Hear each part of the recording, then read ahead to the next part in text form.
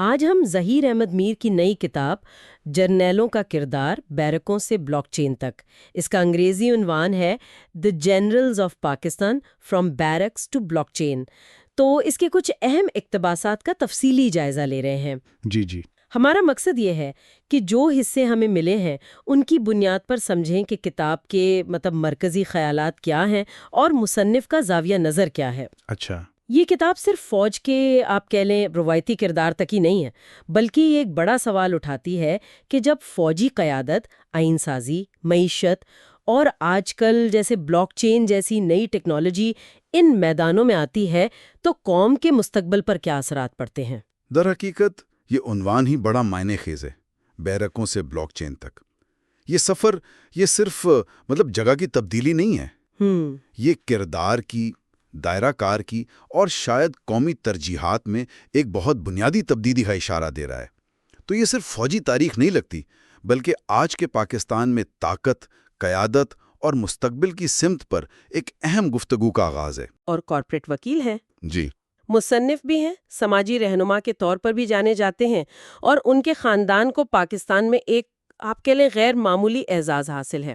خاندان کے 3 افراد، ان کے والد بشیر احمد میر، چچا و سسر نذیر احمد غازی اور دادا کے بھائی الحاج عبد الغنی، تینوں کو تحریک پاکستان میں خدمات پر گولڈ میڈل ملا۔ جی، یہ خاندانی پس منظر واقعی بہت اہم ہے۔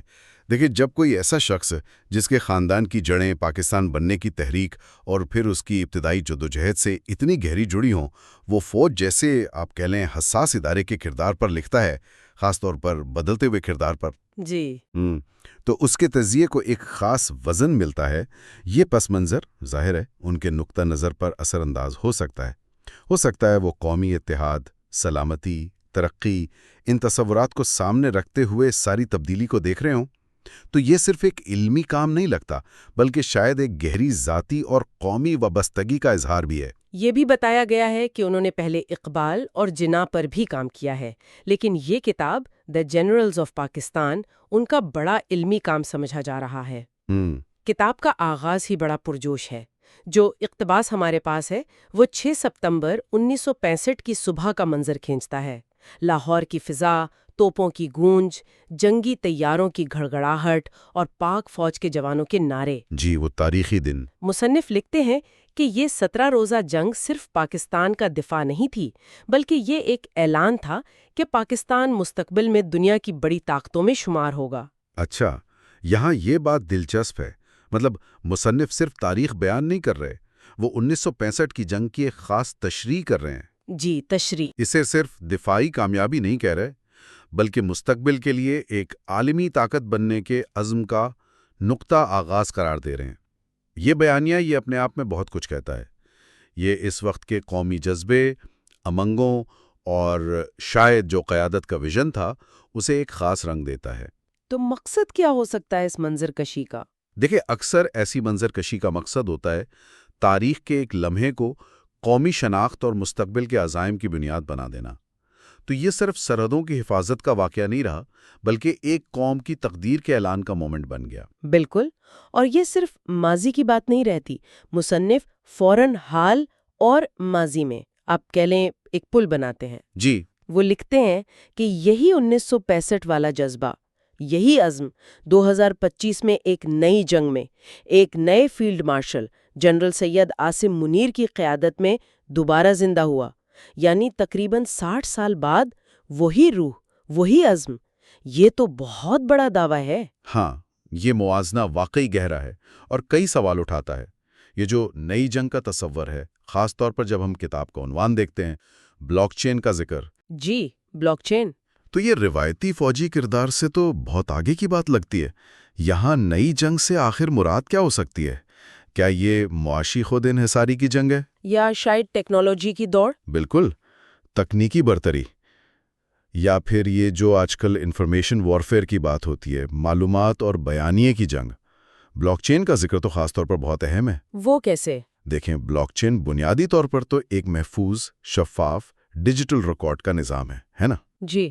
اس کا تعلق معیشت سے بھی ہے، جیسے crypto currency, smart contracts, governance سے بھی ہے، شفاف ریکارڈ، ووٹنگ سسٹم وغیرہ، اور قومی سلامتی اور ڈیٹا سیکیورٹی سے بھی ہے۔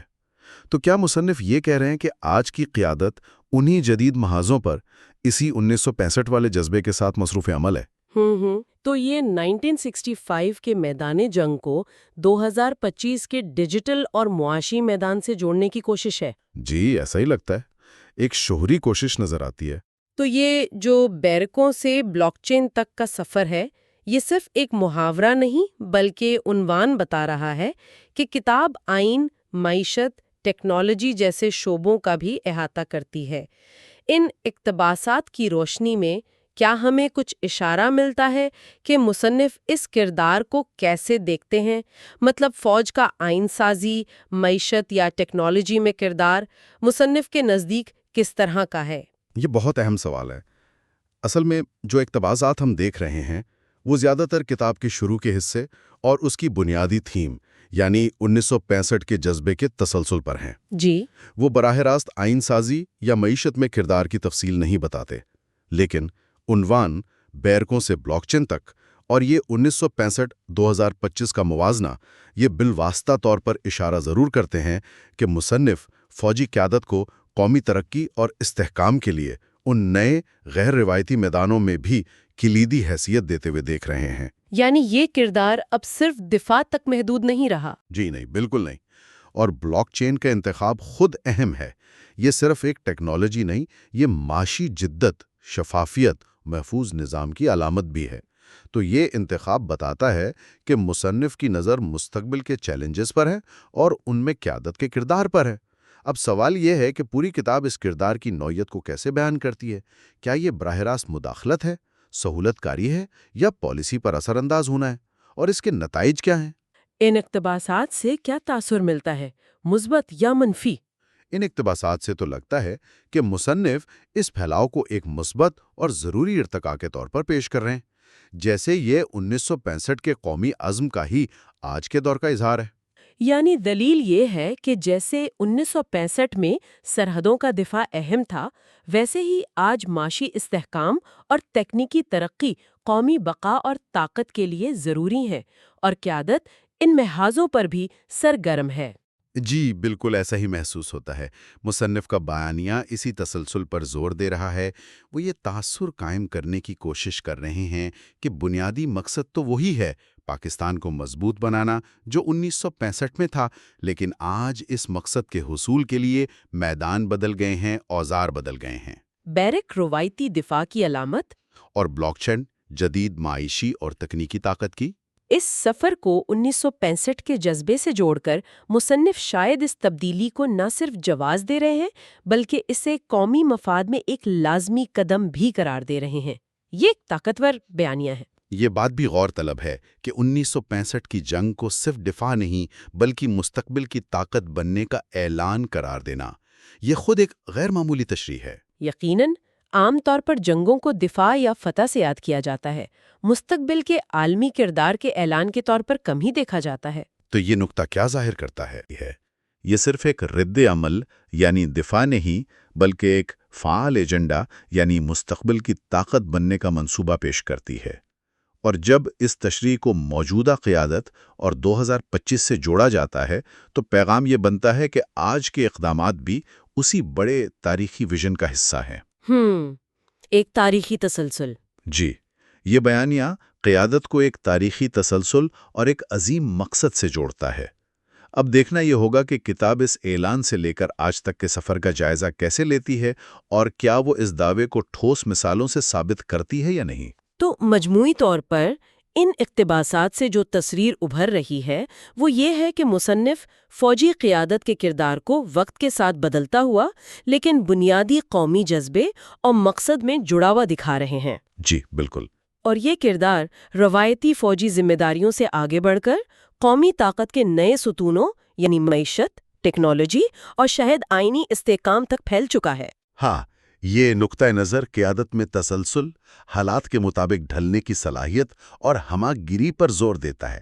یہ ظاہر کرتا ہے کہ مصنف کی نظر میں قومی سلامتی اب صرف جغرافیائی سرحدوں تک محدود نہیں رہی بلکہ معاشی استحکام، تکنیکی خود مختاری تک پھیل گئی ہے۔ جی، اور شاید داخلی ہم آہنگی تک بھی۔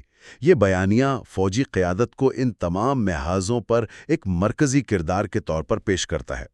تاہم یہ سوال بھی پیدا ہوتا ہے کہ اس وسیع کردار کی تصویر کشی دیگر ریاستی اداروں، سویلین حکومت اور عوام کے ساتھ اس کے تعلق کو کیسے پیش کرتی ہے؟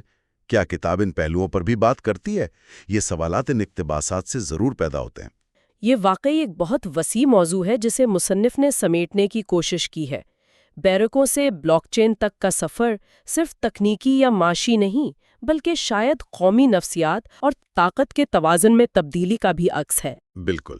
اور یہ تبدیلی کیسے ہوئی، کیوں ہوئی، اور اس کے نتائج کیا ہیں یا کیا ہو سکتے ہیں، یہ وہ سوالات ہیں جن کے جوابات شاید پوری کتاب میں ملیں۔ ان اقتباسات میں کم از کم بحث کا ایک دروازہ کھول دیا ہے اور ایک خاص زاویہ نظر بھی واضح کر دیا ہے جو تاریخ، جذبے اور جدیدیت کو ایک ہی لڑی میں پرونے کی کوشش کرتا ہے۔ تو آئیے آج کی گفتگو کے اہم نکات کو سمیٹ لیں۔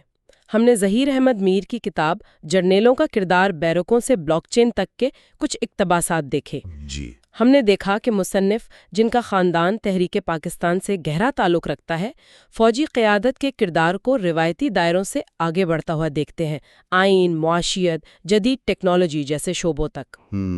کتاب کا آغاز 1965 کی جنگ کی ایک خاص تشریح سے ہوتا ہے۔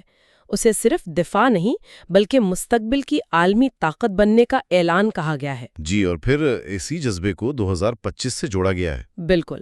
نئی جنگ اور موجودہ قیادت کے تناظر میں بیرکوں سے بلاک چین تک کا عنوان اسی ارتقاء اور کردار کی وسعت کو ظاہر کرتا ہے۔ اہم بات یہ ہے کہ یہ اقتباسات پاکستان میں قیادت کے کردار پر ایک خاص بیانیہ پیش کرتے نظر آتے ہیں۔ ایک ایسا بیانیہ جو تاریخ، حال اور مستقبل کو جوڑتا ہے۔ چیلنجز بدل رہے ہیں، جنگ کے میدان سے معیشت اور ٹیکنالوجی تک، لیکن بنیادی عزم اور قیادت کا تسلسل مصنف کے مطابق وہی ہے۔ تو یہ صرف ماضی کا تجزیہ نہیں بلکہ مستقبل کی تشکیل کے لیے ایک ممکنہ فریم ورک بھی ہے۔ بالکل۔ اور یہ ہمیں اس گفتگو کے آخر میں ایک اہم سوال پر سوچنے کی دعوت دیتا ہے جو ان اقتباسات کے مرکزی خیال سے ہی جڑا ہے۔ جی، اگر قیادت کا دائرہ کار واقعی روایتی حدود سے نکل کر ٹیکنالوجی اور معیشت جیسے نئے پیچیدہ شعبوں تک پھیل رہا ہے، تو اس بدلتے ہوئے منظرنامے کو مؤثر طریقے سے سمجھنے، اس پر ایک تعمیری بات چیت کرنے اور اس سے مطابقت پیدا کرنے کے لیے قیادت، اداروں اور عوام سب میں کس قسم کی نئی صلاحیتوں، علم اور فہم و فراست کی ضرورت ہوگی؟ یہ واقعی ایک بڑا سوال ہے۔ یہ وہ سوال ہے جس پر مزید غور و فکر کی ضرورت ہے۔ یہ اصل میں 1965 کی جنگ کی جو میراث ہے اس پر ایک خاص آپ کہہ لیں زاویہ پیش کرتی ہے۔ تو آج ہم کوشش کریں گے کہ اس تحریر کی روشنی میں سمجھیں کہ بھئی یہ 1965 کی جنگ کیا یہ صرف ایک فوجی واقعہ تھا؟ جی نہیں۔ یا جیسا یہ ماخوذ کہتا ہے، یہ پاکستان کی تاریخ میں ایک بقا کی علامت بنی اور پھر مستقبل کے لیے بھی، جیسے ایٹمی پروگرام یا دفاعی نظام، ان سب کی بنیاد بنی؟ جی بالکل۔ یہ تحریر جو ہے نا، یہ 1965 کی جنگ کو ایک سنگ میل تو مانتی ہے، لیکن صرف ماضی کا نہیں۔ اچھا۔ اس کا مطلب بنیادی کہنا یہ ہے کہ اس جنگ نے ایک ایسا جذبہ پیدا کیا، ایک قومی عزم جس نے بظاہر آنے والے کئی عشروں تک پاکستان کی جو قومی سلامتی کی سوچ ہے اور جو بڑے منصوبے ہیں ان پر اثر ڈالا۔ یعنی ایک طرح کا نقطۂ آغاز۔ بالکل، ایک محرک، ایک نقطۂ آغاز سمجھتی ہے یہ تحریر اسے۔ ٹھیک ہے، تو آئیے ذرا اس کو کھولتے ہیں۔ ماخذ میں یہ بات تو واضح ہے کہ ستمبر 65 میں پاکستان کے سامنے چیلنج بہت بڑا تھا۔ جی ہاں۔ بھارت کی فوج ماخذ کے مطابق کوئی 5 گنا بڑی تھی۔ جی، یہ ذکر ہے۔ تو اتنی مشکل صورتحال میں یہ تحریر کن چیزوں کو زیادہ اہم سمجھتی ہے؟ کون سے واقعات، کون سی شخصیات ہیں جن کا وہ خاص طور پر ذکر کرتی ہے؟ بالکل، یہ تحریر کچھ خاص مثالوں پر فوکس کرتی ہے، جیسے اسکواڈرن لیڈر ایم عالم کا ذکر بہت نمایاں ہے۔ ہاں، وہ 1 منٹ والی بات؟ جی، کہ 1 منٹ سے کم میں کئی دشمن طیارے مار گرائے۔ اب یہ فضائی جنگ کی تاریخ میں تو ایک غیر معمولی کارنامہ ہے۔ یقیناً۔ تو ماخذ اسے پاکستانی فضائیہ کی مہارت اور جرت کی ایک علامت کے طور پر پیش کرتا ہے۔ ٹھیک ہے۔ پھر میجر راجہ عزیز بھٹی شہید کا ذکر ہے۔ لاہور کا دفاع، وہ BRB نہر کا کنارہ۔ جی، BRB نہر۔ وہاں اپنی جان قربان کی۔ تو ماخذ کہتا ہے کہ ان کی قربانی وہ ثابت قدمی کی ایک لازوال مثال ہے۔ تو یہ تو ہو گئیں انفرادی مثالیں، کیا کسی بڑے محاذ یا اجتماعی کوشش کا بھی ذکر ہے؟ جی ہاں، بالکل ہے۔ چونڈا کے محاذ کا خاص طور پر ذکر ہے، ٹینکوں کی بہت بڑی لڑائی۔ ہاں، وہ ٹینکوں والی جنگ۔ جی، جسے کبھی کبھی دوسری جنگ عظیم کے بعد ٹینکوں کی سب سے بڑی لڑائیوں میں گنا جاتا ہے۔ اچھا۔ تو ماخوذ وہاں جو سپاہی لڑے انہیں مین آف سٹیل کہتا ہے، فولادی عزم والے لوگ۔ اچھا، مین آف سٹیل۔ جی، تو یہ ایک اجتماعی مزاحمت کی بڑی مثال ہے۔ پھر پاک بحریہ کی بات بھی ہے، آپریشن دوارکا کا حوالہ ہے۔ ہاں، دوارکا پر حملہ۔ جی، بھارتی ساحلی شہر پر۔ تو مجموعی طور پر تحریر یہ تاثر دیتی ہے کہ ان سب محاذوں پر جو بہادری دکھائی گئی، جو حکمت عملی تھی، جو استقامت تھی، اس نے نہ صرف پاکستان کو فوری خطرے سے بچایا بلکہ دنیا کو بھی حیران کیا۔ تو یہ سب مل کر ماخوذ کے نزدیک پاکستان کی بقا کا ثبوت تھا۔ بالکل، ماخوذ کا زور اسی بقا کے لفظ پر ہے۔ یہ بقا کا لفظ جو آ رہا ہے بار بار، اس پر میں تھوڑا سا اور جاننا چاہوں گا۔ عام طور پر تو جنگوں میں فتح، شکست یا دفاع کی بات ہوتی ہے۔ جی، یہاں بقا پر اتنا زور کیوں ہے؟ کیا یہ صرف علاقہ بچانے سے بڑھ کر کچھ تھا؟ کیا یہ تھا کہ ہمیں قوم ہے، ہمارا وجود ہے، خاص طور پر اتنے بڑے پڑوسی کے سامنے؟ یہ بہت اہم نکتہ ہے آپ کا، اور میرا خیال ہے ماخذ کا زور اسی بات پر ہے۔ دیکھیں نا، 1965 کا پس منظر کیا تھا، جیسا تحریر بھی اشارہ کر رہی ہے۔ جی، پاکستان ایک نیا ملک تھا، 2 دہائیاں بھی نہیں ہوئی تھی بنے ہوئے، وسائل کم تھے، عالمی سیاست بھی پیچیدہ تھی۔ بھارت بہت بڑا ملک تھا، فوجی افرادی قوت سب کچھ زیادہ تھا۔ صحیح۔ تو اس پس منظر میں ماخذ یہ دلیل دے رہا ہے کہ 1965 میں پاکستان نے جس طرح مقابلہ کیا، جس طرح حملے کو روکا اور کہیں کہیں جوابی کارروائی بھی کی، وہ صرف سرحدوں کی حفاظت نہیں تھی۔ تو پھر کیا تھا؟ پاکستان ایک حقیقت ہے، ایک قابل عمل ریاست ہے جو اپنا دفاع کر سکتی ہے۔ یہ اپنے وجود کی تصدیق تھی شدید دباؤ میں۔ اچھا۔ تو یہ جو بقا کا لفظ ہے نا، یہ صرف جسمانی طور پر بچنے سے زیادہ گہرا ہے۔ اس میں قومی شناخت، خود مختاری، اس کا اثبات بھی شامل ہے۔ کم از کم اس تحریر کی تشریف تو یہی ہے۔ یہ واقعی ایک الگ زاویہ ہے جنگ کو دیکھنے کا، قومی وجود کا اثبات۔ اچھا، اب آگے چلتے ہیں۔ ماخذ اس جنگ کے جو لمبے عرصے کے اثرات ہیں ان کو کیسے دیکھتا ہے؟ جی، یہ کہتا ہے کہ 1965 کا جذبہ وہیں ختم نہیں ہوا، بلکہ وہ آگے بڑھا، مستقبل کے بڑے منصوبوں میں۔ بالکل۔ خاص طور پر ایٹمی پروگرام کا ذکر ہے، جدید دفاعی نظام کا، اور تھوڑا حیرانی کی بات ہے آج کی ڈیجیٹل ڈپلومیسی کا بھی۔ جی ہاں، یہ تعلق کیسے بنتا ہے؟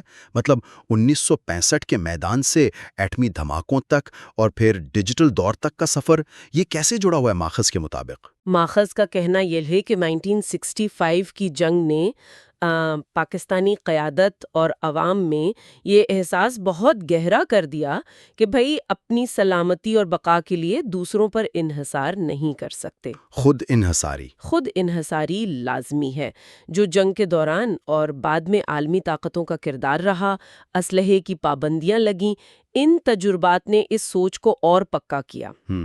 تو تحریر کہتی ہے کہ یہی جو خود انحصاری کا احساس تھا، یہی قومی عزم، یہ وہ بنیادی طاقت بنی جس نے مستقبل کے بڑے مہنگے منصوبوں کی راہ کھولی۔ جیسے ایٹمی پروگرام، جسے اکثر پاکستان کے دفاع کو کیا کہتے ہیں ناقابل تسخیر بنانے کی کوشش کہا جاتا ہے۔ جی، ماخذ اسے سیدھا 1965 کے تجربے اور اس سے نکلنے والے جذبے کا نتیجہ قرار دیتا ہے، یعنی یہ سوچ کہ ہمیں اپنی حفاظت کی حتمی گارنٹی خود پیدا کرنی ہے۔ تو یہ کوئی جذباتی بات نہیں تھی صرف، بلکہ ایک اسٹریٹجک سبق تھا جس پر عمل ہوا۔ ماخذ تو یہی کہہ رہا ہے؟ بالکل، ماخذ اسے ایک عملی تصویریاتی سبق کے طور پر پیش کرتا ہے جس کے ٹھوس نتیجے نکلے۔ اور باقی دفاعی نظام؟ اسی طرح ملک کے اندر دفاعی پیداوار بڑھانا، میزائل ٹیکنالوجی بنانا، دوسرے جدید ہتھیار بنانا، ان سب کو اسی بنیادی فلسفے سے جوڑا گیا ہے کہ دفاع میں خود کفیل ہونا ہے۔ یعنی یہ ایک مسلسل عمل ہے۔ جی، ماخوذ اسے ایک مسلسل عمل کے طور پر دیکھتا ہے، ایک قومی پروجیکٹ جو 65 کے بعد شروع ہوا اور الگ الگ شکلوں میں چلتا رہا۔ اور یہ ڈیجیٹل ڈپلومیسی والی بات، یہ تھوڑی غیر متوقع سی لگتی ہے۔ ہاں، یہ دلچسپ ہے۔ 1965 کی روایتی جنگ کا آج کی انفارمیشن ایج کی سفارت کاری سے کیا تعلق بنتا ہے اس تحریر کے حساب سے؟ یہ واقعی ایک دلچسپ نقطہ ہے اور شاید سب سے زیادہ تشریح طلب بھی۔ ماخوذ اس کا تعلق کچھ یوں بناتا نظر آتا ہے کہ جیسے 1965 میں جو محدود وسائل تھے ان سے ملک کو بچایا گیا اور دنیا کے سامنے اپنا موقف رکھا گیا۔ اسی طرح آج کے دور میں چیلنج بدل گئے ہیں، اب صرف سرحدوں کا دفاع نہیں ہے، اب تو بیانیے کی جنگ بھی ہے، نیریٹو وارفیئر۔ جی، نیریٹو وارفیئر، خاص طور پر کشمیر جیسے مسئلوں پر یا ملک کی امیج کے حوالے سے۔ صحیح۔ تو تحریر یہ کہتی ہے کہ ڈیجیٹل ڈپلومیسی یعنی سوشل میڈیا، دوسرے ڈیجیٹل پلیٹ فارمز استعمال کر کے اپنا موقف پیش کرنا، مخالف باتوں کا جواب دینا، یہ اسی بنیادی جذبے کا نیا اظہار ہے۔ یعنی قومی مفادات کا تحفظ؟ قومی مفادات کا تحفظ اور خود مختاری کا اثبات اب نئے میدانوں میں نئے اوزاروں سے ہو رہا ہے۔ یہ گویا 1965 کے بقا کے جذبے کے 21ویں صدی کی شکل ہے۔ تو گویا ماخذ یہ کہہ رہا ہے کہ 1965 میں جو ایک خاص قسم کا قومی اتحاد، ایک عزم پیدا ہوا، وہ صرف 17 دن کی بات نہیں تھی۔ جی نہیں، بلکہ اس نے ایک ایسی نفسیاتی اور اسٹریٹجک وراثت چھوڑی جس نے پاکستان کی مستقبل کی پالیسیوں کی بنیاد رکھی، خاص طور پر دفاع اور خارجہ پالیسیوں کی۔ بالکل۔ یہ صرف تاریخ نہیں، ایک زندہ روایت ہے۔ جی، ماخذ کا نقطہ نظر بالکل یہی لگتا ہے۔ وہ 1965 کی روح یا جذبے کو ایک فعال قوت مان رہا ہے جو وقت کے ساتھ بدلی اور مختلف قومی منصوبوں اور حکمت عملیوں میں ڈھل گئی۔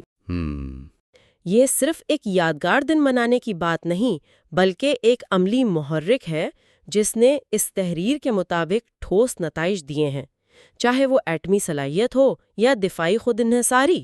تو یہ جنگ ایک طرح سے فاؤنڈیشنل مومنٹ تھی؟ جی، ایک بنیادی تجربہ جس نے نہ صرف ملک کو بچایا بلکہ اس کی مستقبل کی سمت پر بھی گہرے اثرات ڈالے۔ یہ نظریہ اس جنگ کو صرف ایک فوجی لڑائی سے بڑھ کر ایک قومی تجربہ بناتا ہے جس نے ملک کی نفسیات اور اسٹریٹجک کلچر پر دیر پا نقش چھوڑے۔ یہ بات تو ہے۔ یہ قابل غور ہے کہ کس طرح تاریخ کے ایک واقعے کو نہ صرف یاد رکھا جاتا ہے بلکہ اسے حال اور مستقبل سے مسلسل جوڑا جاتا ہے۔ جی، اس کا مطلب تو یہ ہوا کہ ماخذ کے مطابق 1965 کی جنگ صرف کتابوں کا حصہ نہیں بلکہ یہ پاکستان کی قومی شناخت اور اسٹریٹجک سوچ کا ایک متحرک عنصر ہے۔ بالکل، اور یہ تشریح اس جنگ کو سمجھنے کا ایک خاص زاویہ دیتی ہے۔ یہ صرف فوجی حکمت عملی یا سیاسی فیصلوں کا تجزیہ نہیں بلکہ یہ قومی نفسیات اور اجتماعی عزم کے کردار پر زور دیتی ہے۔ یہ بتاتی ہے کہ بعض تاریخی لمحے کیسے قومی کردار اور مستقبل کی راہیں بنانے میں فیصلہ کن ہو سکتے ہیں۔ یقیناً تاریخ کی اور تشریحات بھی ہو سکتی ہیں، دوسرے عوامل بھی ہوں گے، لیکن یہ ماخذ خاص طور پر 1965 کے اس پہلو کو نمایاں کرتا ہے۔ تو اگر ہم اس ساری بات چیت کا خلاصہ کریں تو یہ ماخذ جنگ ستمبر، بقا، دفاع اور ایٹمی قوت 1965 کی جنگ کو پاکستان کے لیے ایک انتہائی اہم، ایک فیصلہ کن موڑ کے طور پر دیکھتا ہے۔ جی، یہ صرف میدان جنگ کی بہادری نہیں بلکہ اس تحریر کے مطابق یہ ایک گہرے قومی عزم، بقا کی جدوجہد اور خود انحصاری کے جذبے کی کہانی ہے جس نے پاکستان کے مستقبل کی راہ بنانے میں آپ کہہ لیں کلیدی کردار ادا کیا۔ بالکل۔ خاص طور پر یہ ماخذ اس جذبے کا تسلسل دیکھتا ہے پاکستان کے ایٹمی پروگرام میں، دفاعی صلاحیتوں میں، خود کفالت کی کوششوں میں اور یہاں تک کہ آج کے ڈیجیٹل دور کی سفارتی حکمت عملیوں میں بھی۔ بالکل درست کہا آپ نے، اور یہ تجزیہ جیسا ہم نے بات کی ایک دلچسپ سوال بھی اٹھاتا ہے جس پر ہمارے سامعین سوچ سکتے ہیں۔ جی، کہ جب کسی ایک تاریخی واقعے کو، جیسے اس تحریر میں 1965 کی جنگ کو دکھایا گیا ہے، قومی ترقی، شناخت اور اسٹریٹجک سوچ کے ایک لمبے سفر میں ایک بنیادی اور مسلسل چلنے والی طاقت کے طور پر دیکھا جاتا ہے، تو یہ نظریہ حال اور مستقبل کو سمجھنے میں کتنا مددگار ہوتا ہے۔ اور کیا اس میں یہ خطرہ بھی ہے کہ یہ دوسرے اہم عوامل یا تبدیلیوں یا تاریخ کے دوسرے اسباب کو نظر انداز کر دے؟ تاریخ کی کون سی تشریح حال پر اثر انداز ہوتی ہے اور مستقبل کی راہیں کیسے بناتی ہے؟ یہ ہمیشہ ایک اہم اور غور طلب سوال رہتا ہے۔ جی، یہ بظاہر مئی 2025 میں پاکستان اور بھارت کے درمیان کسی بحران کی بات کرتا ہے، اور اہم بات یہ کہ پاکستان کی فتح کا ذکر ہے۔ بالکل، لیکن جو چیز اسے میرے خیال میں زیادہ غور طلب بناتی ہے وہ یہ ہے کہ یہ صرف روایتی جنگ تک نہیں رکتا، یہ آگے بڑھ کر ڈیجیٹل میدانوں کی بات کرتا ہے، جیسے بلاک چین، اے آئی اور ڈیجیٹل فائنانس، اور انہیں بھی جنگ کے محاذ قرار دیتا ہے۔ صحیح۔ تو آج ہم کوشش کریں گے کہ اس تحریر میں جو نکات ہیں انہیں سمجھیں، دیکھیں کہ یہ مستقبل کی جنگ اور طاقت کے بارے میں کیا سوچ پیش کرتی ہے۔ جی بالکل، ہمارا مقصد یہی ہے کہ اس اقتباس کا تجزیہ کریں، اس منظر نامے کو سمجھیں جو یہ پیش کر رہا ہے، اور خاص طور پر یہ دیکھیں کہ مصنف روایتی اور ڈیجیٹل ان دونوں پہلوؤں کو کیسے جوڑتا ہے تو مختصر تحریر، لیکن غور کرنے کے لیے کافی چیزیں ہیں اس میں۔ لیکن فوراً نتیجے پر آ جاتا ہے اقتباس، اور نتیجہ یہ کہتا ہے کہ پاکستانی پائلٹس نے جدید طیارے اور میسائل سسٹم استعمال کیے اور ایک ناقابل یقین فتح حاصل کی۔ اچھا، یہ ناقابل یقین کا لفظ جو ہے نا، یہ کافی وزن رکھتا ہے۔ کیا یہ صرف ڈرامائی بنانے کے لیے ہے یا اس کا کوئی خاص مطلب ہے اس کہانی کے اندر؟ دیکھیں، یہ دلچسپ بات ہے کہ کہانی شروع ہوتی ہے ایک بہت واضح روایتی فوجی جیت سے۔ ناقابل یقینی فتح کا استعمال یقیناً اس کامیابی کی غیر معمولی نوعیت پر زور دینے کے لیے ہے، شاید یہ دکھانے کے لیے کہ یہ کتنی بڑی یا غیر متوقع جیت تھی، کم از کم اس تحریر کے مطابق۔ یہ صرف جیت نہیں، بلکہ ایک ایسی جیت جس پر آپ کہہ لیں یقین کرنا مشکل ہو، اور یہ بھی اہم ہے کہ اس کا ذکر پہلے کیا گیا ہے۔ اچھا، ایسا لگتا ہے کہ مصنف پہلے ایک ٹھوس جانی پہچانی قسم کی فوجی برتری قائم کرنا چاہتا ہے۔ ٹھیک۔ جدید طیاروں اور میزائلوں کا ذکر اس بات کو پکا کرتا ہے کہ روایتی فوجی طاقت اب بھی اہم ہے۔ یہ اس منظرنامے کا پہلا ستون ہے۔ شاید یہ بنیاد اس لیے رکھی جا رہی ہے تاکہ جو آگے ڈیجیٹل جنگ کی بات آنی ہے اس کو زیادہ وزن مل سکے۔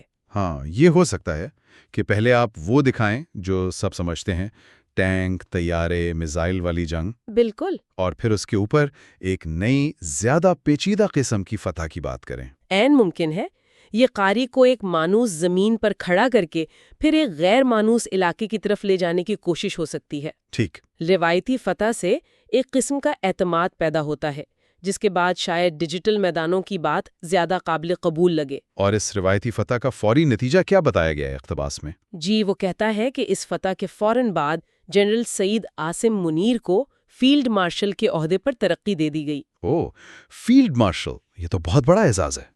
جی ہاں، بالکل، یہ عہدہ بذات خود بہت بڑا ہے اور عموماً غیر معمولی حالات یا جنگ میں فیصلہ کن کامیابیوں کے بعد ہی دیا جاتا ہے۔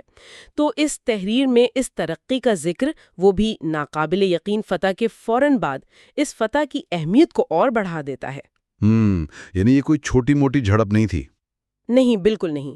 اس سے یہی تاثر ملتا ہے کہ یہ کوئی معمولی واقعہ نہیں تھا، بلکہ ایک ایسی جنگ تھی جس نے شاید خطے کی فوجی تاریخ پر گہرا اثر ڈالا، کم از کم اس کہانی کے مطابق۔ تو یہ اس روایتی فتح والے حصے کو ایک منطقی انجام تک پہنچاتا ہے۔ تو پہلا حصہ مکمل ہو گیا، ایک بحران، ایک شاندار روایتی فوجی فتح اور اس کا اعتراف اعلیٰ ترین فوجی اعزاز کی صورت میں۔ جی، اب یہاں سے کہانی ایک نیا موڑ لیتی ہے جو شاید اس اقتباس کا اصل مرکز ہے۔ اقتباس کہتا ہے کہ اب پاکستان کا میدان جنگ صرف سرحدیں نہیں رہیں۔ اچھا، اس میں نئے میدان شامل ہو گئے ہیں، بلاک چین، آرٹیفیشل انٹیلیجنس یعنی اے آئی اور ڈیجیٹل فائنانس۔ انہیں باقاعدہ میدان جنگ کہا گیا ہے۔ یہی وہ نقطہ ہے جہاں یہ تحریر روایتی فوجی سوچ سے آگے نکل جاتی ہے۔ بالکل، بلاک چین اور اے آئی بطور میدان جنگ، یہ کیسے ممکن ہے؟ دیکھیں، ان ٹیکنالوجیز کو صرف اوزار یا کوئی مددگار چیز نہیں کہا گیا، بلکہ خود میدان جنگ قرار دیا گیا ہے۔ یہ بہت بڑا دعویٰ ہے۔ اگر ہم سمجھنے کی کوشش کریں کہ مصنف کیا کہنا چاہ رہا ہے، تو شاید وہ یہ کہنا چاہ رہا ہے کہ مستقبل میں قومی طاقت اور سلامتی کا انحصار صرف فوج اور ہتھیاروں پر نہیں ہوگا، بلکہ ان ڈیجیٹل نظاموں پر کنٹرول، ان میں برتری، یہ بھی اتنا ہی اہم ہوگا۔ یہ ہے ڈیجیٹل فتح کا تصور، جو عنوان میں بھی ہے۔ لیکن یہ میدان جنگ کام کیسے کرتے ہوں گے؟ مطلب اے آئی کو میدان جنگ کہنے کا کیا مطلب ہو سکتا ہے اس منظرنامے میں؟ اقتباس خود اس کی وضاحت نہیں کرتا، جو کہ ایک اہم بات ہے، لیکن اگر ہم اندازہ لگائیں، اندازہ ہی لگا سکتے ہیں۔ جی، تو اے آئی کو میدان جنگ کہنے کا مطلب ہو سکتا ہے شاید خودکار ہتھیار جیسے ڈرونز، ان کا بڑے پیمانے پر استعمال، ٹھیک، یا پھر سائبر حملوں اور دفاع میں اے آئی کا مرکزی کردار، مطلب الگوریدم بمقابلہ الگوریدم، یا پھر انفارمیشن وارفیئر یعنی پروپیگنڈا پھیلانے یا اسے روکنے میں اے آئی کا استعمال، عوامی رائے کو کنٹرول کرنا۔ اس تحریر کے مطابق ان میں سے کسی بھی شعبے میں برتری حاصل کرنا جنگ جیتنے جیسا ہو سکتا ہے۔ اور بلاک چین اور ڈیجیٹل فائنانس، یہ تو اور بھی غیر روایتی میدان لگ رہے ہیں۔ کیا یہ معاشی جنگ کی طرف اشارہ ہے؟ بہت ممکن ہے۔ بلاک چین ٹیکنالوجی تو محفوظ ریکارڈ رکھنے اور ٹرانزیکشنز کے لیے جانی جاتی ہے۔ جی، اسے میدان جنگ کہنے کا مطلب شاید یہ ہو کہ دشمن کے اہم ڈیٹا بیسز، چاہے وہ مالیاتی ہوں یا حکومتی، ان میں خلل ڈالنا یا ان پر قبضہ کرنا۔ اور ڈیجیٹل فائنانس کا ذکر تو ہاں براہ راست مالیاتی نظاموں کی طرف اشارہ کرتا ہے۔ تو کیا مطلب کرنسی پر حملہ؟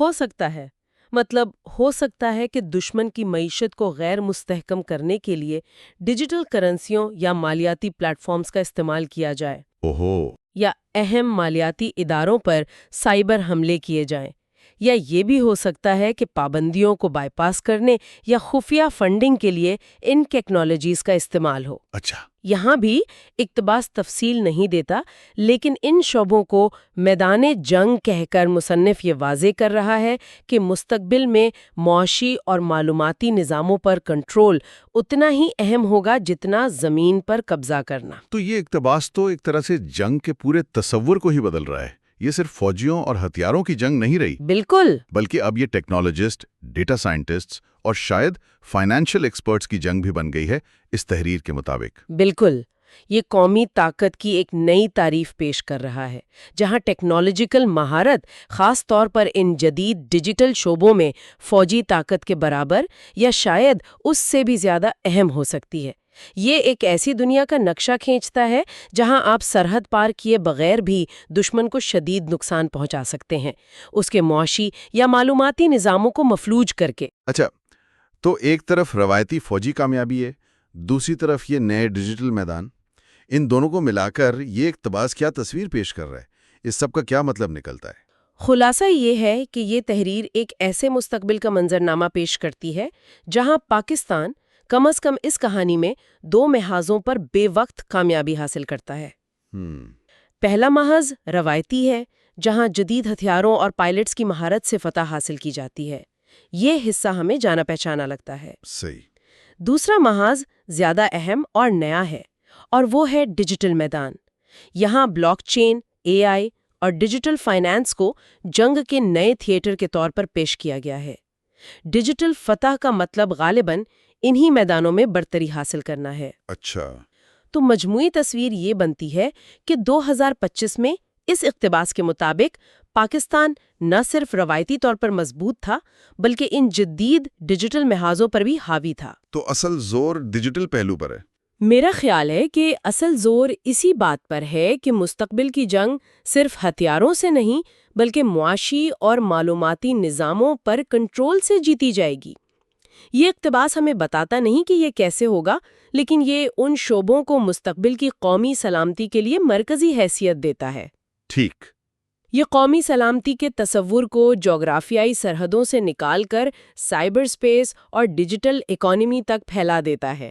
یعنی یہ اقتباس ایک طرح سے ایک پیغام دے رہا ہے کہ مستقبل میں اگر کامیاب ہونا ہے تو صرف روایتی فوجی تیاری کافی نہیں ہوگی، بالکل، بلکہ ان نئے ڈیجیٹل میدانوں میں بھی مہارت اور برتری حاصل کرنا لازمی ہوگا۔ بالکل، یہ اس تحریر کا مرکزی خیال لگتا ہے۔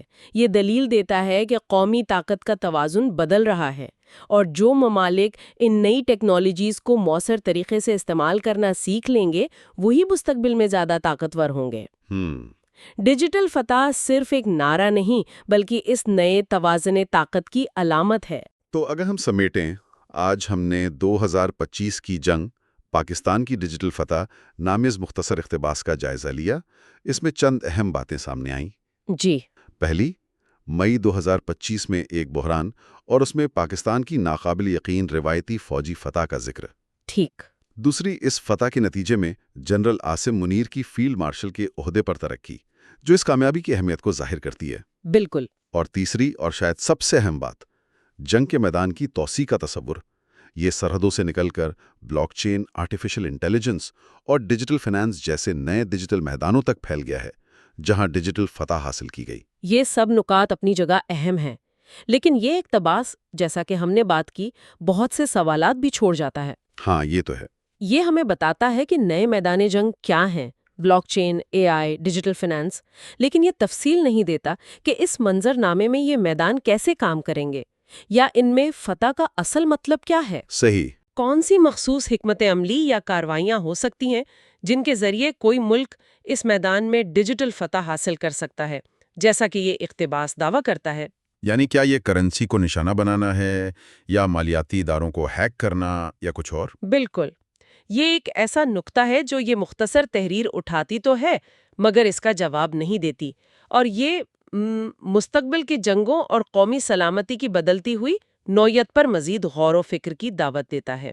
خلاصہ یوں سمجھے 1947 سے آج تک کے پاکستان کے اہم تاریخی ادوار کا ایک جائزہ پیش کرتا ہے، خاص طور پر جو مختلف قیادتیں رہیں، ان کے دوران جو بڑی تبدیلیاں آئیں، ان پر توجہ ہے۔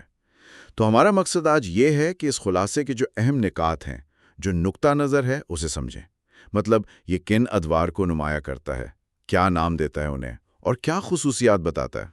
آئیے اس خلاصے کے ذریعے پاکستان کے تاریخی سفر کی ایک کہہ لیں منفرد تشریح کو سمجھنے کی کوشش کرتے ہیں۔ بالکل، اور دیکھیے نا، اس قسم کے خلاصے دلچسپ ہوتے ہیں کیونکہ یہ ایک بہت لمبی اور ظاہر ہے پیچیدہ تاریخ کو کچھ خاص لیبلز یا تھیمز میں پرونے کی کوشش کرتے ہیں۔ اس سے ہمیں یہ سمجھنے میں مدد مل سکتی ہے کہ کم از کم اس خلاصے کا لکھنے والا تاریخ کے کن پہلوؤں کو زیادہ اہم سمجھتا ہے اور وہ مختلف ادوار کے بیچ کیا تعلق دکھتا ہے۔ یہ تاریخ کی ایک مخصوص اینک سے تعبیر ہوتی ہے نا۔ تو آئیے پہلی اینک پر نظر ڈالتے ہیں۔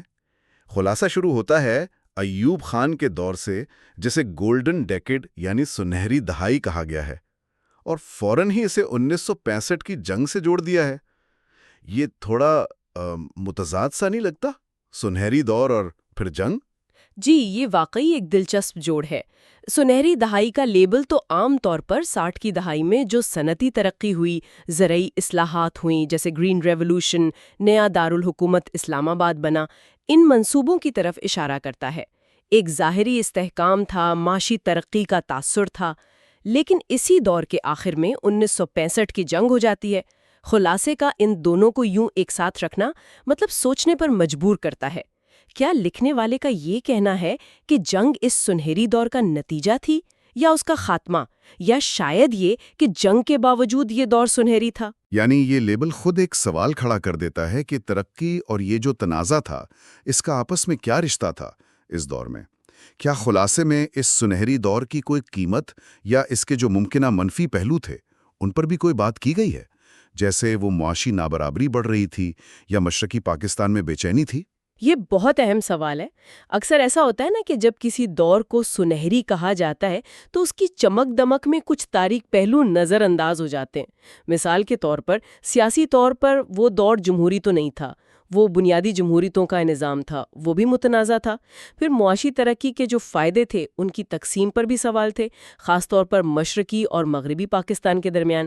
تو خلاصے کا صرف سنہری دہائی اور جنگ کہہ دینا ہو سکتا ہے ان پیچیدگیوں کو نظر انداز کر رہا ہو یا کم از کم بہت سادہ بنا رہا ہو۔ یہ ہمیں یاد دلاتا ہے کہ جو تاریخی لیبل ہوتے ہیں نا، یہ اکثر پوری کہانی نہیں بتاتے۔ بالکل۔ اچھا، اس سنہری دور کے بعد خلاصہ پھر یحییٰ خان کے مختصر مگر بہت ہی ہنگامہ خیز دور کی طرف جاتا ہے اور اسے صرف ایک لفظ سے بیان کرتا ہے، 1971 کا سانحہ۔ سانحہ، ٹریجڈی۔ جی، یہ ایک بہت ہی آپ کہیں جذباتی اور وزنی لفظ ہے۔ یہ صرف ایک واقعہ یعنی مشرقی پاکستان کی علیحدگی اور بنگلہ دیش کا بننا اس کو بیان نہیں کر رہا۔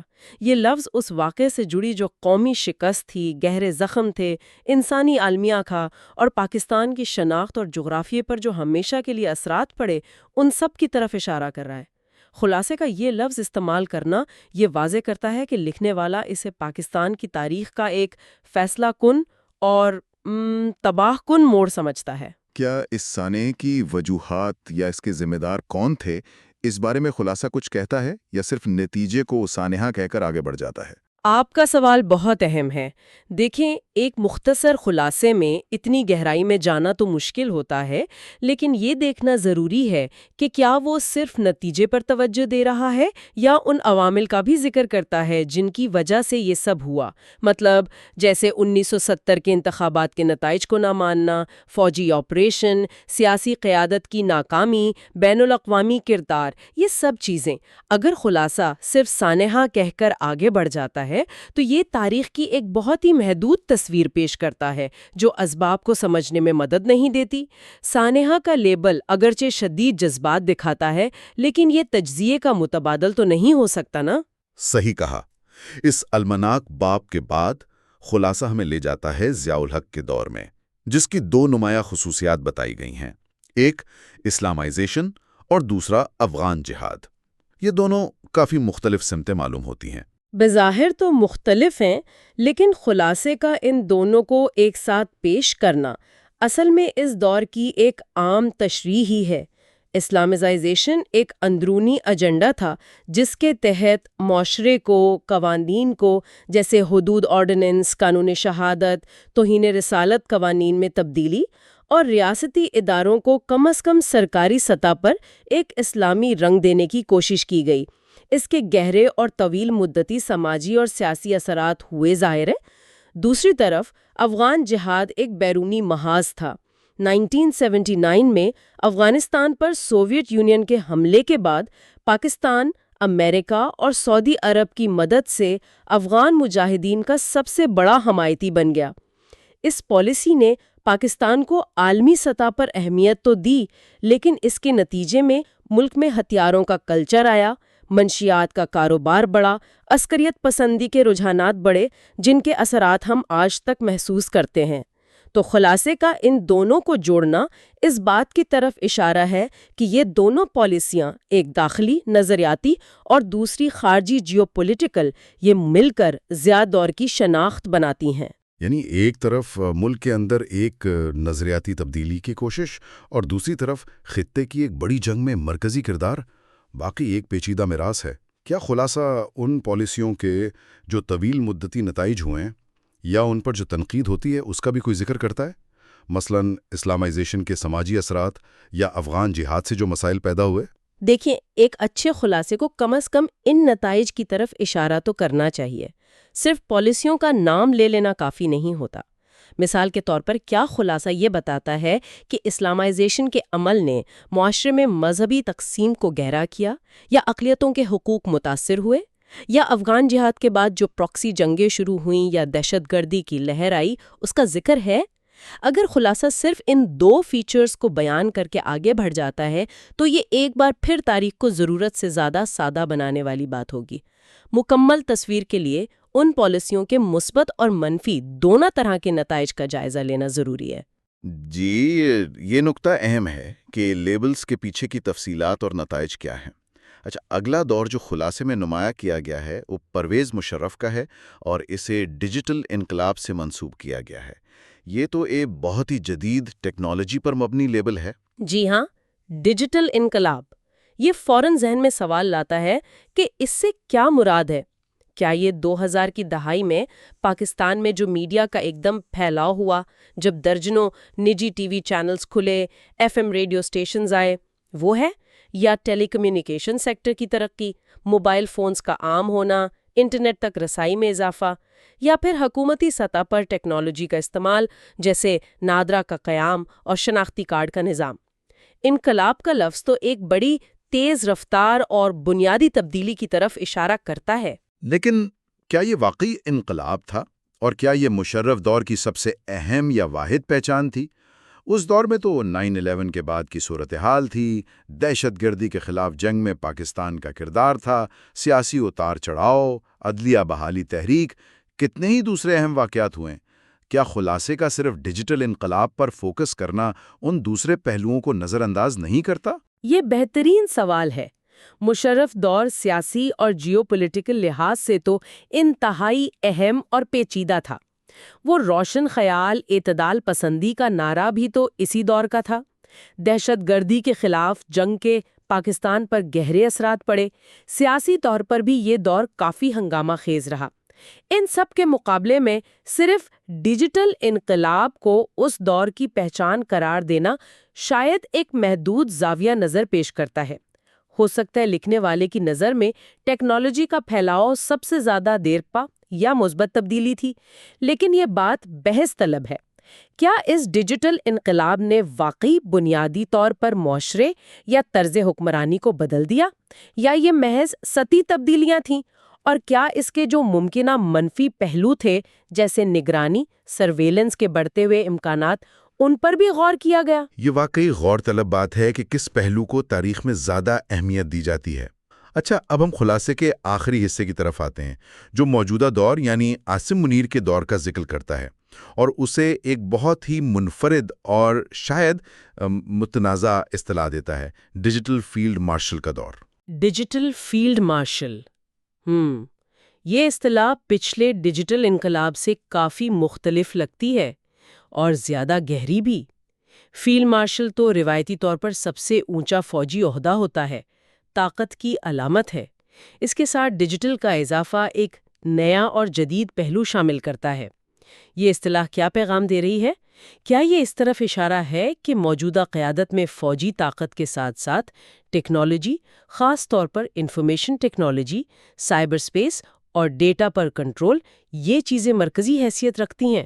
کیا اس سے مراد وہ انفارمیشن وارفیئر، معلومات کی جنگ، سوشل میڈیا کی نگرانی یا اختلاف رائے کو دبانے کے لیے ٹیکنالوجی کا استعمال یہ ہو سکتا ہے؟ یہ اصطلاح تو کافی سنگین مطلب رکھتی ہے۔ بالکل، یہ اصطلاح روایتی فوجی طاقت کے تصور کو 21ویں صدی کے ڈیجیٹل دور کے ساتھ ملا رہی ہے۔ یہ ممکنہ طور پر ریاست کے جو کنٹرول میکانزمز ہیں ان میں تبدیلی کی طرف اشارہ کرتی ہے، جہاں جسمانی کنٹرول کے ساتھ ساتھ ڈیجیٹل دائرے میں بھی اثر و رسوخ اور نگرانی اہمیت اختیار کر گئی ہے۔ یہ پچھلے فوجی ادوار سے مختلف ہو سکتا ہے، جہاں ٹیکنالوجی کا کردار شاید اتنا مرکزی نہیں تھا۔ یہ اصطلاح اگرچہ خلاصے میں استعمال ہوئی ہے، یقیناً ایک ایسی اصطلاح ہے جو تجزیہ نگاروں اور مبصرین کے درمیان بحث کا موضوع بنے گی کہ اس کا اصل مطلب کیا ہے اور یہ زمینی حقائق کی کتنی درست عکاسی کرتی ہے۔ یہ مستقبل میں اس دور کو کیسے یاد رکھا جائے گا، اس کی ایک ممکنہ جھلک دکھاتی ہے۔ تو اس مختصر سے خلاصے نے ہمیں پاکستان کی تاریخ کے مختلف ادوار کی ایک مخصوص تصویر دکھائی۔ ایوب کی سنہری دہائی، ترقی اور جنگ کا ملاپ، یحییٰ کے دور کا سانحہ یعنی قومی شکست، ضیاء کی اسلامائزیشن اور افغان جہاد، نظریاتی اور جیو پولیٹیکل تبدیلیاں، مشرف کا ڈیجیٹل انقلاب، ٹیکنالوجی کا پھیلاؤ، اور موجودہ دور جسے ڈیجیٹل فیلڈ مارشل کہا گیا، طاقت اور ٹیکنالوجی کا نیا امتزاج۔ یہ سب لیبلز ظاہر ہے تاریخ کے ایک مخصوص نقطہ نظر کو دکھاتے ہیں۔ جی ہاں، اور یہ لیبلز تاریخ کو یاد رکھنے اور سمجھنے کا ایک ذریعہ تو بن سکتے ہیں، لیکن جیسا کہ ہم نے بات کی، یہ اکثر پیچیدہ حقیقت کو بہت سادہ بنا دیتے ہیں۔ اہم بات یہ ہے کہ ان لیبلز پر سوال اٹھایا جائے اور ان کے پیچھے کی جو کہانی ہے اسے سمجھنے کی کوشش کی جائے۔ اور یہ خلاصہ صرف ماضی اور حال پر ہی نہیں رکتا، یہ مستقبل کی طرف بھی دیکھتا ہے، ایک بڑا سوال اٹھاتے ہوئے کہ 2047 میں جب پاکستان اپنے قیام کے 100 سال مکمل کرے گا تو اس کی شکل کیا ہوگی۔ خلاصہ 3 ممکنہ راستے پیش کرتا ہے۔ ہاں، یہ مستقبل کا منظرنامہ بہت دلچسپ ہے۔ پہلا امکان، فوجی ٹیکنوکریسی یعنی ملٹری ٹیکنوکریسی، مطلب ایک ایسا نظام جہاں فوج اور غیر منتخب ماہرین ٹیکنوکریٹس مل کر ملک چلائیں۔ یہ ماڈل کارکردگی اور استحکام پر زور دے سکتا ہے، لیکن جمہوری نمائندگی کی قیمت پر۔ دوسرا امکان، شراکتی ماڈل یعنی پارٹیسپیٹری ماڈل۔ اس کی وضاحت ذرا کم ہے، لیکن شاید اس سے مراد ایک زیادہ جامع نظام ہے جس میں مختلف ریاستی ادارے، سول سوسائٹی اور شاید صوبے زیادہ مؤثر طریقے سے اختیارات اور ذمہ داریوں میں شریک ہوں۔ اور تیسرا امکان، مکمل ڈیجیٹل جمہوریت یعنی کمپلیٹ ڈیجیٹل ڈیموکریسی۔ یہ ایک نیا اور مستقبل کا تصور ہے جہاں ٹیکنالوجی کو جمہوریت کو مضبوط بنانے، شفافیت لانے اور شہریوں کی شرکت بڑھانے کے لیے استعمال کیا جائے۔ یہ تینوں راستے بالکل مختلف مستقبل کی تصویریں پیش کرتے ہیں۔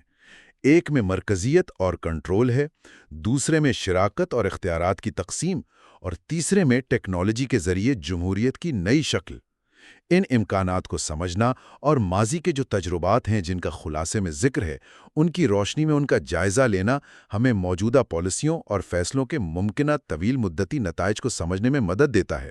بالکل، یہ ہمیں یہ سوچنے پر مجبور کرتا ہے کہ ملک آج جن راستوں پر چل رہا ہے وہ ان میں سے کس مستقبل کی طرف لے جا سکتے ہیں۔ کیا موجودہ رجحانات فوجی ٹیکنوکریسی کو مضبوط کر رہے ہیں؟ کیا شراکتی ماڈل کے لیے کوئی کوششیں ہو رہی ہیں؟ یا ڈیجیٹل جمہوریت کا خواب محض خواب ہی رہے گا؟ یا ٹیکنالوجی کو اس مقصد کے لیے استعمال کرنے کی کوئی حقیقی صلاحیت موجود ہے؟ تو سامعین کے لیے اس خلاصے کا تجزیہ صرف ماضی کے لیبلز کو سمجھنا نہیں، بلکہ یہ دیکھنا بھی ہے کہ تاریخ کی یہ تشریحات مستقبل کے بارے میں ہماری سوچ کو کیسے متاثر کرتی ہیں۔ اور آخر میں ایک غور طلب نقطہ چھوڑتے جاتے ہیں۔ جس طرح اس خلاصے نے ماضی کے ادوار کو مخصوص لیبلز دیے ہیں، سنہری دہائی، سانحہ، ڈیجیٹل انقلاب، ڈیجیٹل فیلڈ مارشل، اسی طرح اگر پاکستان 2047 تک ان 3 ممکنہ راستوں میں سے کسی ایک پر چلتا ہے یا شاید کسی چوتھے بالکل نئے راستے پر چلتا ہے، تو تاریخ دان مستقبل میں اس دور کو یعنی آج سے 2047 تک کے دور کو کیا لیبل دیں گے؟ وہ کون سا عنوان ہوگا جو اس آنے والے باب کی پہچان بنے گا؟ یہ سوال ہمیں حال اور مستقبل کے تعلق پر غور کرنے کی دعوت دیتا ہے۔